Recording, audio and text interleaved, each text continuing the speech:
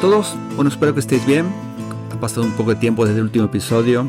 A veces me demoro un poco, bueno, porque me distraigo con cosas que leo, con puertas que abro que después no sé volver. Me he conseguido centrar de nuevo y vamos a hablar un poco de los cuentos de nuevo, los cuentos de hadas. Esta vez vamos a empezar una pequeña serie de cuentos específicos, es decir, con todo lo que hemos visto hasta ahora. Vamos a ver los cuentos, no los más famosos, sino los que yo creo que tienen partes que son interesantes de cada aspecto que hemos visto, de los símbolos, de los arquetipos, de la estructura, de todo aquello que hemos visto hasta ahora. Vamos a ver un cuento que me gusta mucho, sobre todo porque he indagado mucho en él, es decir, he leído un poco sobre la simbología, sobre las diferentes versiones, entonces lo conozco bien. Se llama Jack y las habichuelas mágicas, seguramente lo conocéis. Conocéis una de las versiones, porque hay muchas versiones. Y bueno, como sabéis, al analizar estos cuentos, más que una interpretación de cuentos, se trata de un descubrimiento de su potencial.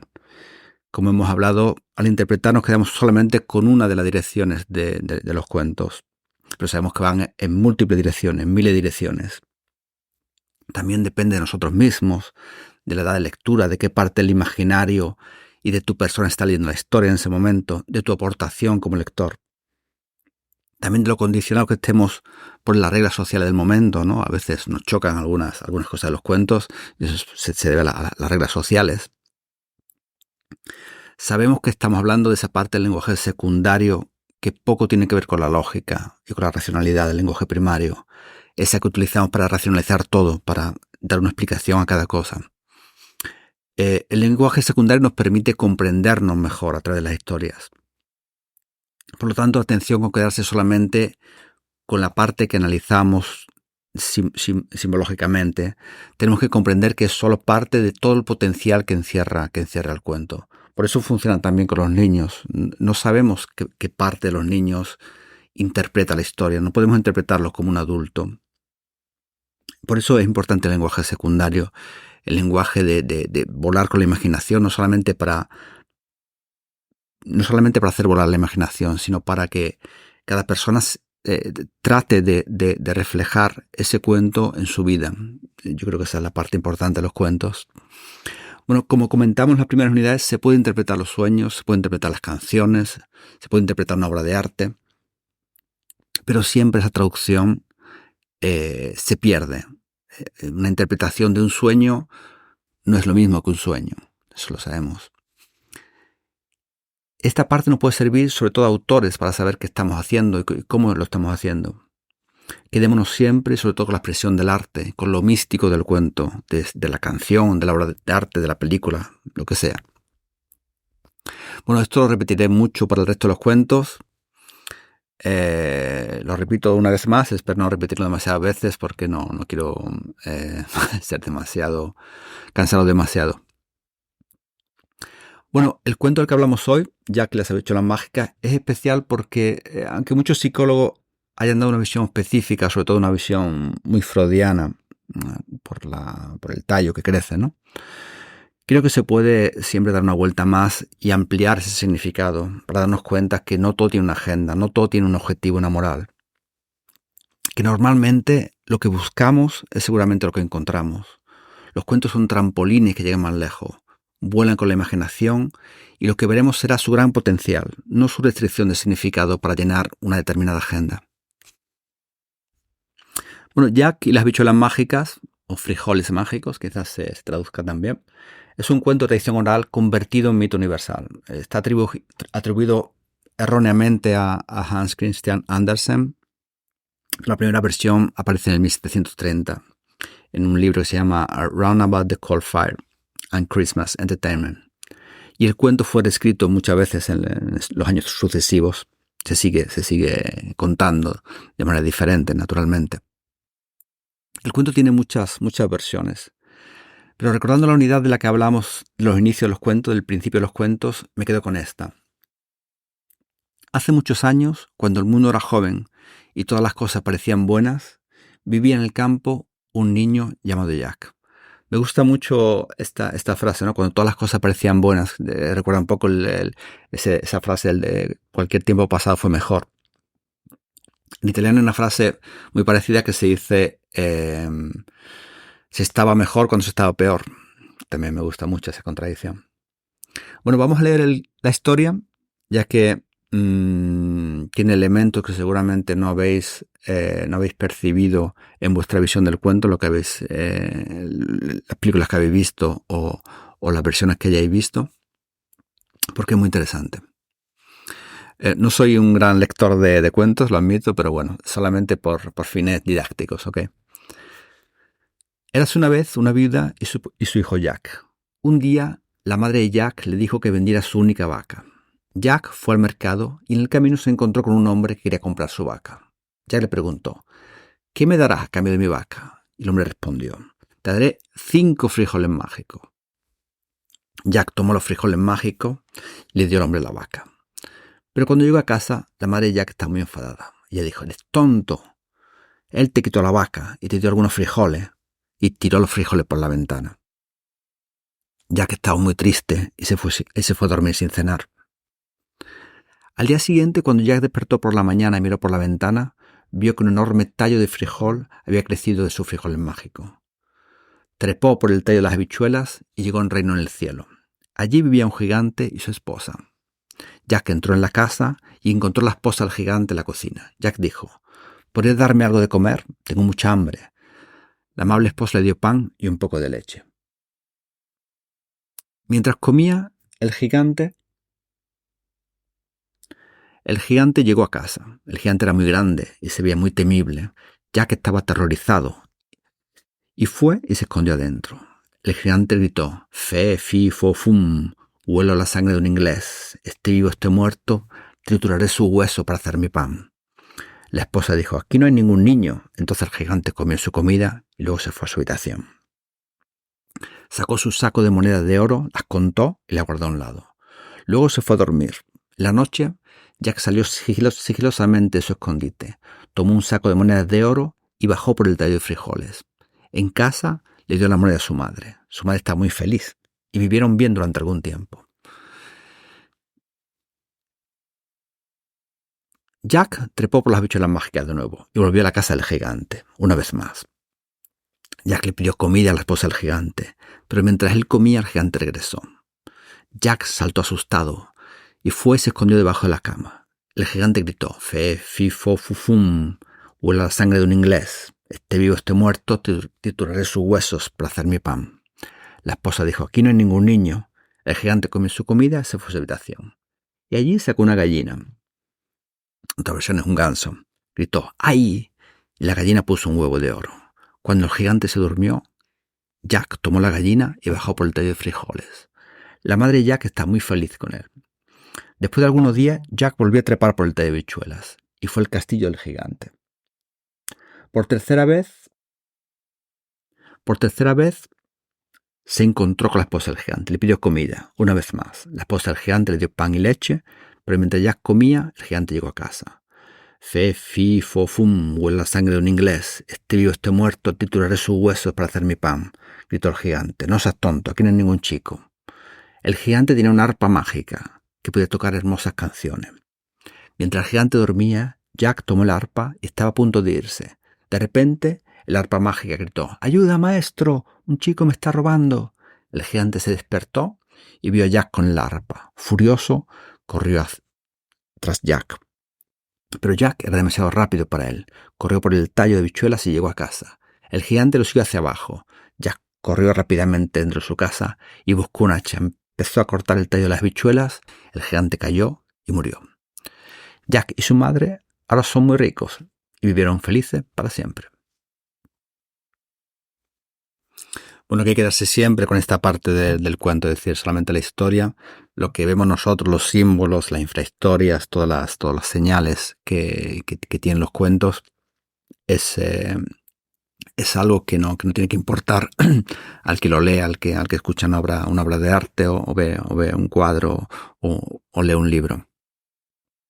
Pero creo que es importante a la hora de construir las cosas, de saber por qué lo hacemos y por qué usamos este tipo de lenguaje. Bueno, algunas consideraciones que he ido escribiendo y señalando. La principal es que Jack no tiene padre, como muchos cuentos. A veces falta el padre, a veces falta la madre. Es una esencia paterna en este caso. Y esto, hay una cosa interesante que en muchas versiones es precisamente Logro el que mató al padre, lo cual nos habla de esa ausencia que tiene Jack y cómo tiene que convertirse en héroe del cuento, sustituir al padre, vengar al padre, traer una nueva esperanza a casa, siendo, como hablamos en su día, el Divine Child, ¿no? El niño divino. Bueno, como decía, la ausencia de padre la vemos frecuentemente en los cuentos de hadas, y aunque tienen puntos en común, hay claras diferencias entre los dos. En este caso, la ausencia del padre es la ausencia de un marco de referencia, del logos, de la cultura, de la parte ancestral. La madre es un poco diferente, es un hogar, es un refugio, pero no le puede ofrecer la aventura. No llega a ser una madre devoradora, ya que el principal problema en casa es la pobreza. Entonces, no es una madre devoradora en este caso.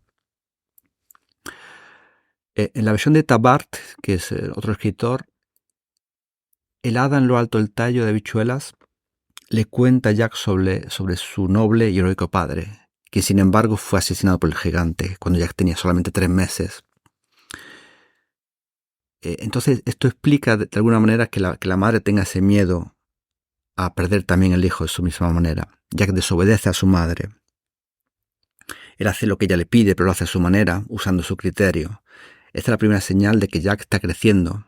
Recordemos una vez más que los destinatarios de estas historias son, en este caso, adolescentes, ¿no? En esa edad en la que uno tiene que convertirse en hombres. Estas historias están sobre todo destinadas a ellos. La segunda consideración es que son muy pobres, ya que su madre vive solos en la cabaña. Su madre le dice que venda su querida vaca en el mercado porque ya no da leche. La vaca que los alimenta ya no tiene leche. Como en muchos cuentos de hadas, la tragedia de la pobreza está presente en el cuento y es el motivo que lleva a medidas desesperadas y extremas. Sobre todo a vivir una aventura sin tener nada que perder, como con El gato con botas, como Juan sin miedo, otros tantos cuentos. Y es necesario también cortar ese vínculo de infancia con la madre, ¿no? Bueno, Bruno Bettelheim, otro experto de cuentos de hadas, nos habla de esa visión freudiana de una mujer posmenopáusica. No tiene fertilidad, no hay leche materna. La madre se queda en casa mientras Jack sale a la aventura. Mientras Jack se muestra heroico, ella teme por su seguridad mientras él no está. Bettelheim nos señala ese tallo de las habichuelas como símbolo fálico, como individuación masculina, como despertar sexual. Como comentaba antes, hay muchas interpretaciones freudianas, pero creo que cuando uno las busca, las encuentra siempre, en cualquier parte. Es decir, muchos psicólogos tienen esta discusión, ¿no? El que es freudiano para cualquier cosa. Y me gustaría ver una interpretación un poco más amplia, sobre todo teniendo en cuenta que son libros para niños. Por lo tanto, la versión freudiana sí está, pero no es esa parte fundamental, yo creo, de los cuentos. Bueno, en tercer lugar, creo que la parte más interesante es el proceso de alcanzar los cielos, ¿no? Podemos observar varios paralelismos interesantes con diferentes historias. Uno, naturalmente, es alcanzar los cielos metafóricamente, que está muy vinculado a la religión y sus símbolos. Y la otra simbología, también muy interesante, está asociada a la mitología griega, ¿no? Al mito de Prometeo, ese titán amigo de los mortales, conocido principalmente por desafiar a los dioses robándole el fuego. Por cierto, también escalando una planta. No recuerdo qué planta era, pero también escalando una planta. Bueno, el mito de Prometeo ha inspirado a artistas y escritores a lo largo de la historia para referirse a la osadía de los hombres, hacer o poseer las cosas divinas. Yo por eso asocio de una manera muy personal esta historia a producir una obra de arte, ¿no? A ser un artista. Porque al igual que Prometeo roba el fuego a los dioses, Aquí Jack está robando también el tesoro del gigante. El fuego como parte divina robada y donada a los seres humanos, que puede ser el alma, puede ser el arte, puede ser lo que nos diferencia a otros animales, tiene muchas interpretaciones. En mi parte personal, yo lo asocio con el arte sobre todo. Bueno, aparte de la referencia freudiana, es el elemento más simbólico, veo la historia de Jack y las joyas mágicas en clave muy personal. Creo que de esta manera se entiende mejor cómo las historias se amoldan a las personas y cómo toman vuelo de una manera personal. Para mí esta historia narra perfectamente esta aventura que un artista tiene que tener y debe recorrer en su vida. El tener que enfrentarse a la realidad tozuda y dura de los números, ¿no? Y las cuentas para sobrevivir, aceptando de la vida solamente unas joyas mágicas. Tú crees en esas judías, pero a la vista de cualquiera has sabido que no existen las joyas mágicas. Entonces uno tiene que aceptar las judías, tiene que renunciar a lo poco que tenga para aceptar esas judías. Eso significa creer que existen, a pesar de que nadie crea en ellas. Creer que ese don llevará un día a algún sitio y que podrás usarlo. Creer en él cuando nadie más lo ve y parece evidente que no tiene una aplicación práctica en la vida, ¿no? Después, una vez plantadas, hay que trepar por ellas hasta alcanzar el reino de las hadas y sobre todo luchar contra nuestros dragones, en este caso gigantes, y encontrar la manera de transformarte o recibir el oro, que en realidad es lo mismo. Y si tienes suerte, incluso la gallina del huevo de oro, es decir, aquello que produce el oro, que es más importante que el oro. Y puede bajar para mostrarlo a todos e incorporarlo a la vida. Estas historias, como por ejemplo las tres plumas, yo les encuentro ese recorrido parecido personal, como os comentaba.